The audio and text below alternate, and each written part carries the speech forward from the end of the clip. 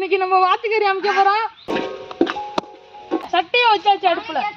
செக்குல ஆட்டின சுத்தமான நல்லெண்ணெய், பெருஞ்சீரகம், கச கறிப்பட்டை, வெங்காயம், பச்சை மிளகா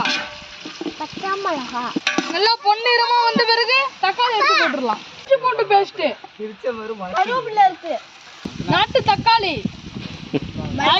கறியை போட்டுடலாம். மஞ்சத்தூள், தனிமிளகாத்தூள், குழம்புத்தூள், கொஞ்சமா போட்டு மல்லித்தூள், மிளகுத்தூள். கறி நல்லா வந்துருச்சு, மிளகுத்தூளை கொட்டிடலாம்.